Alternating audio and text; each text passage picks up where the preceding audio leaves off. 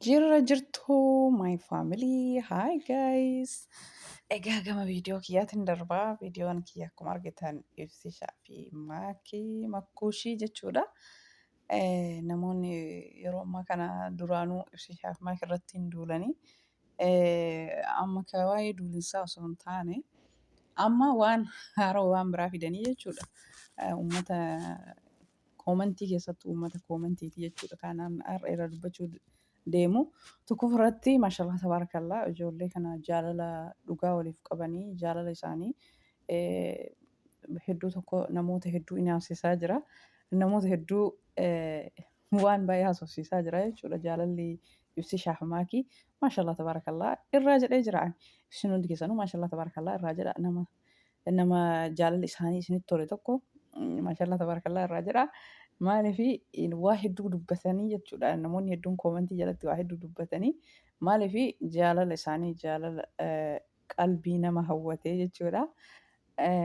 Warroota koomentii barreessaniif amma viidiyoo kana dubbadha. Maashaallah rabbiin walii isaan haa bulchu walii isaan haa dhiisu irra deebisan ammallee jedhee durallee viidiyoo keessatti dubbadhee jira.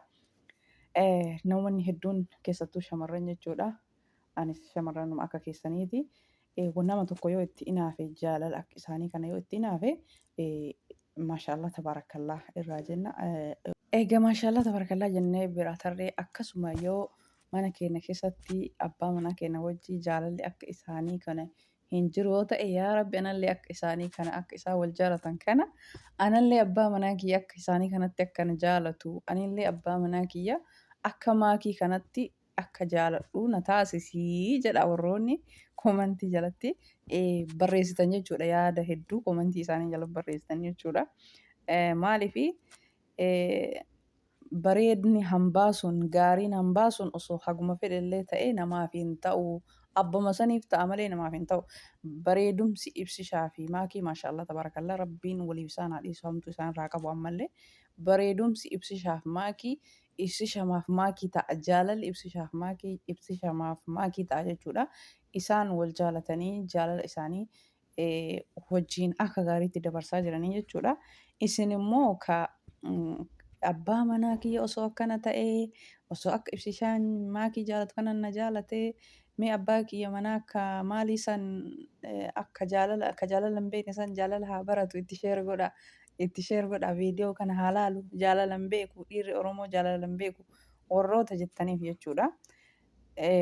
Yoo kalillee jaalala akka maakii kana dhabe amma jaalala kana akka maakii kana yoo itti sheer gootanii barataa jechuudha.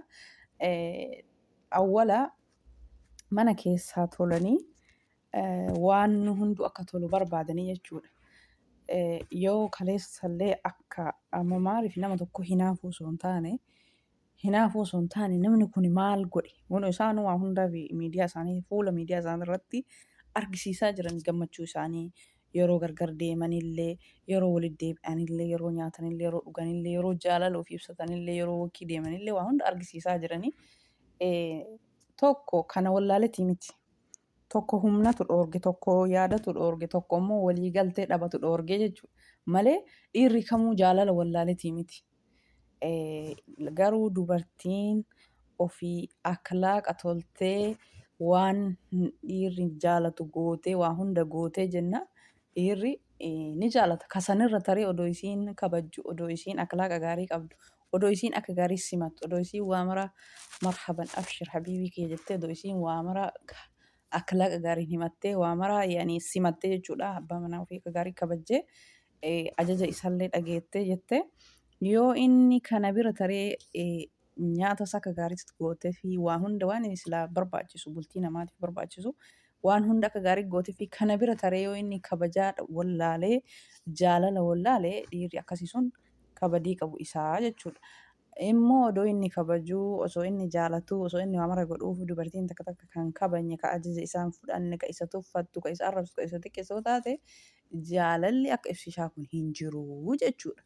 Maaliifi amma hundi keenyayyuu tolleetiniin abbaa manaa keenya san yoo durallee akkamitti akka qabannu wallaallee durallee akkamitti akka isaa wajjin nama gaarii taanu yoo wallaallee namarraa waa barannaa jechuudha. Namarraa waa barannee akka gaariin nama san mee namni kun jaalala beekaa na jaalataa na kabaja waan silaa eeggamu narraa hundaa hin godhaa.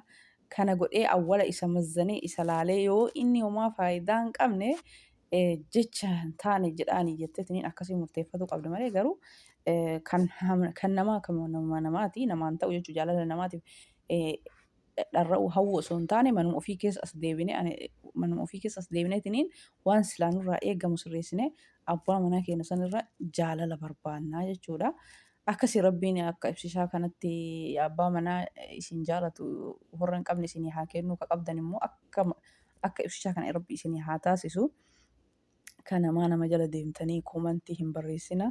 Dhiirri Oromoo jaalala hin beekullee hin jedhina. Inni dubbatee jira viidiyoo isaa keessatti yoo jaalala haala kanaan ibsanne gowwaa nuun jettanii. Yoo dhiifne immoo jaalala hin beeku nuun jettanii gara marattuu hin rakkanne jedhee dubbatee inni viidiyoo isaa keessatti hin rakkanne gara marattuu hin tollu. Namni haamilee namaa cabsu namni sun kasan caalu daran waa balleessa jechuudha. Waama fedhe haa dalagu inni abbaan manaa keenya kun waama fedhe haa dalagu. Yoo ati xiqqoo rabbuu yoo xiqqoo waan xiqqoo argatan san irratti shakkaran taafte itti namaa dabalame akkasuma dhiirrillee jechuudha. Awwaluma inni godhe san irratti yoo jajatte waa mara keessa iyyuu waa'ee bilbila iPhone illee waa hedduu haasoftanii jechuudha. Wallaahi jaalalatu caala. Humna qabaatu innuu namaa hin godhaa. Yoo humna hin qabne hoo jaalalatu caala jechuudha. Jaalala kijibaa osoo hin taane jaalala dhugaatu caala jechuudha. Jaalalatu caala. iPhone'n homaa miti. Bara iPhone'n yoo namni walii galtee jaalala kabajaa qabaatee jedhe jarri lachuu dalagee iPhone'i boruu bitachuu danda'a jechuudha. iPhone Pro Max 17 inni amma bitee kiyya jaarsi naa bituu hin danda'u. Kiyya hoo jaarsi akkamiin naa bimee itti sheer godha haa laalu haa argu akkamiin namni niitii ofii jaalatu akkamiin akka namni niitii ofii jiwwakii deemu jedhanii waan hedduu kubantii jala barreessanii jechuudha. Kan namaatitti hawwu osoo hin taane keessanuma rabbi akkasii isin haa taasisu. Rabbi giddii qaba isinillee duroomse abbaa manaa keessanillee duroomse nama iPhone'i 17 Pro Maxii kan isinii bitu rabbi isinii haa taasisu. Kanaafuu nama jala deemtanii komantii barreessitanii ani abbaa manaa keessan haamilee hin cabsina jechuudha. Abbaa manaa keessan amma komantii isa yoo arge haamileen isa cabaa jechuudha. Maaliif haati manaa kiyya akkana naan jetti? Ani maaltu narraa hanqate jaalalarraa maaltu na hanqate itti dhaga'amaa jechuudha. Kanaafuu haati namaa haadhuma namaati haati ofii haadhuma ofiitii daalattillee taatu jedhanii mire bareedan namaa sun namaa hin ta'u. Abbaa manaa kakaleessa waan qabne san kakaleessa jaalala hin beekne san osoo jaalala beekuu baate kaleessa maal gootanii itti heerumtanii miti. Jaalala beeknanuu itti heerumtanii haguma nyaattee bineensi. Wallahi warra komantii keessaniif dubbadhee beektaa? Bineensatu harree nyaatee busha jedha harree fixee jedhan. Abbaa manaa kiyya kun gaarii miti osuma jettanii hojiin jiraattanii waggaa dheeraa turtanii ilmaan walirraa hortanii as geettanii har'a bareedaa nama ibsisha argitanii jennaani. Mee abbaa manaa keessan sheer godha jaalala haa baratu. Mee abbaa manaa keessanitti sheer naa godha haa argu akkamitti jaartii ofii wajjin wakii deeman akkamitti akka jaalala namaa simatan. Kanaaf abbaan manaa keessanillee inni barata hin beeka jaalallee wanni isa dhibe takkatu hin jiru wanni isa daangessutu jira malee ni barata. Yoo hin beekne barsiisi kaatuyyuu barsiisi jaaladhuuti agarsiisi barsiisi. Wallah rabbi isin haa qajeelchu. Ka osoo beeku jallate rabbi isin haa qajeelchu. Kan beekne immoo rabbi beekumsa haa kennuufi namni jaalala wallaalee hin jiru. Kanaaf namuma fedhe namuma wal jaalatu argitan haamilee abbaa manaa keessanii san cabsuuf hin yaalinaa. Isumaa wajji jiraattanii isumaa wajji jijjiiramtanii as geettanii bareedan namaa sun kan nama biraa sun namaan ta'uu daalachatullee fokkatullee kama ofii kama duraa santu namaa ta'a. Kanaaf ani viidiyoo kana dubbadhee warroota komantii barreessitan namni kamuu haga fedhee wal jaalate namni kamuu haga fedhe viidiyoo kanarratti wal faarse abbaa manaa keessaniin hin tuqinaa isiniin jedha. Bultiin teessaniif bultii namaatiif walitti hin fidina. Yoo itti hawwitan hinaaffalleen hin jirti bara hinaaffan duruu jirti. Hinaaffatu kana hunda isin haasofsiisa. Yoo itti hinaaftan waan isinirraa eeggamu godhaati abbaa manaa kiyya. Ani waan narra eeggamu godhuuf innuu waan sirra barbaadu waan dhiirri dubartirraa jaalatu yoo si arge si jaalachuuf qophiidha jechuudha. Akkasii ka beekaa jallate rabbi isin haa qajeelchu akka isin jaalatu isin kabaju. Isinii rabbi haa kennu kanaaf haamilee jaarsa keessanii hin tuqinaa isiniin jedha abbaan fedhee wal jaalate miidiyaa kanarratti abbaan fedhee wal leellise ammallee maaliif miidiyaa irratti akkana gootaa maaliif miidiyaa irratti ol baastaa maaliif miidiyaa irratti waan hunda of waraabdanii jettaniin yeroo asiin dura miidiyaa irraa eega fuute miidiyaa irraa hin galchitu jedhaan dhaqxanii amma immoo kanatti tartanii akkasii waan nama tokko namaa gammada yeroo inni bashannansiisu yeroo inni akkana shaarbii itti hidhu yoo inni akkanatti warqii isii mormatti diruu fi waa hedduu kana inaaf akkana hunda nama haasofsiisa. Walaakin rabbiin abbaa manaa akka isaa isiniif haa taasisu akka isaa isinii haa kennu yaa rabbii kee anallee mee abbaa manaa kee akkana naa taasisi jedha garama keessan keessatti niyyaa tolaa malee yoo kan qabne immoo akkanaa kan anallee na badhaasii jedhaati niyyaa tolaa malee koomentii jalatti deemtanii abbaa manaa keessanii hin xiqqeessinaa abbaa manaa keessan santu isinii ta'a. Wanni har'a miidiyaa irra laaltanii jecha hin taane jala barreessitan kuni bultii keessaniif abadan isiniin ta'u isiniin jedha faamilii kiyya. Isinirra beeketii miti anguma yaadni natti dhagahame takka jechuudha. Maaliif namni hunduu yaada mataa garaagaraa isaa qabaa jechuudha.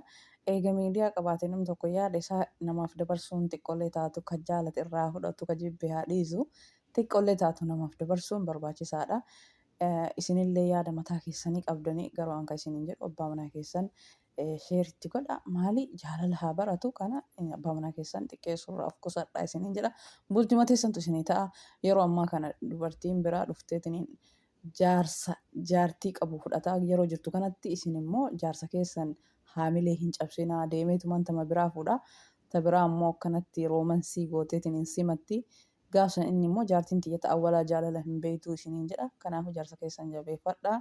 Anillee akka maakiin mee amma maakiin jaarsa ofiiti miidiyaa irra teettee koomentii namaa jala deemtee akkas godhaa jechuu miti bara. Maakiin haala gaariin abbaa manaa ofii simatti jechuudha mana keessatti.